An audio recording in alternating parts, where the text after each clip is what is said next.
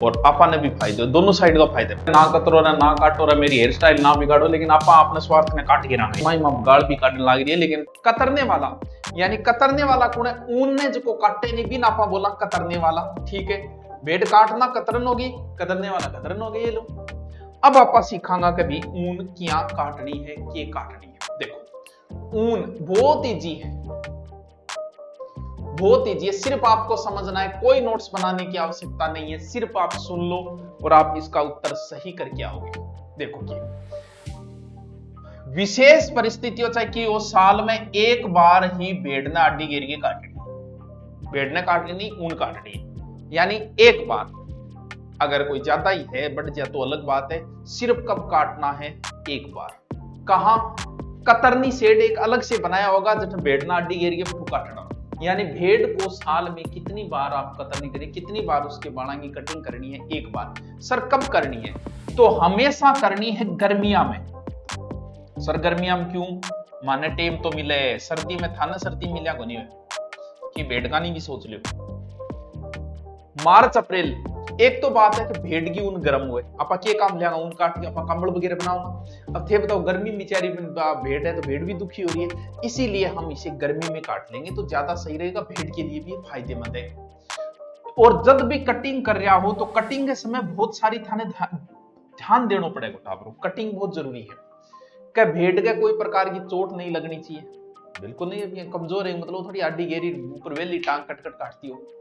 और कटिंग के समय दो प्रकार का यंत्र काम ले सकता। पुराने टाइम में गांव में आज ही वही काम में लिया कि कैंची, कैंची लेके बैठेगा काट देगा, उसके थर काटता देखेड़ा कमेंट करके बताइए। या फिर आजकल बिजली बनेड़ी मशीना भी आने लगी, अभी 200-400 भेड़ है तो थी बिजली भी लिया, उसको थारे लिए भी आसान हो जाएगा और भेड़ के लिए भी आसान हो जाएगा। सिर्फ थार स्वार्थ कौन सोच रहे, भेड़ को भी सोच रहे हैं। जैसे ही आपने भेड़ की ऊन काटी तो बाद में कुछ दिनों तक भेड़ का ध्यान रखना है। सर ध्यान क्यों रखना है, बाकी कल्टी होगी? ध्यान इसलिए रखना है कि जैसे ही आपने भेड़ की ऊन काटी, भेड़ का टेम्परेचर डाउन होता है, तो प्रारंभिक दिनों में ये जोखिम है, मृत्यु भी हो सकती है, बीमार भी हो सकती है, तो थोड़ा सा थाने ध्यान रखना है भेड़।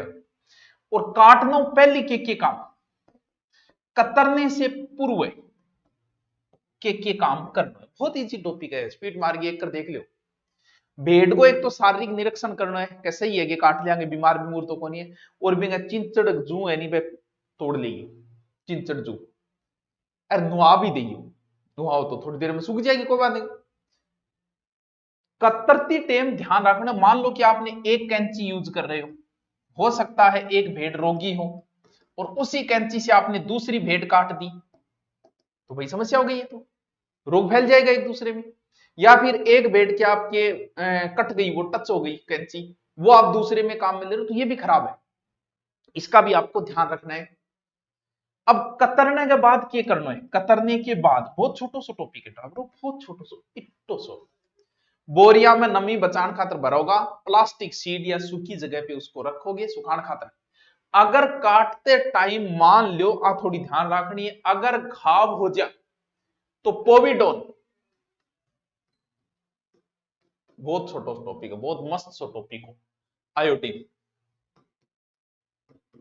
अगर काटते समय घाव हो जाए तो आप इसको लगाओगे, या फिर जेटियन वायलेट होता है वो लगा सकते हो। ये लो छोटा सा टॉपिक कंप्लीट।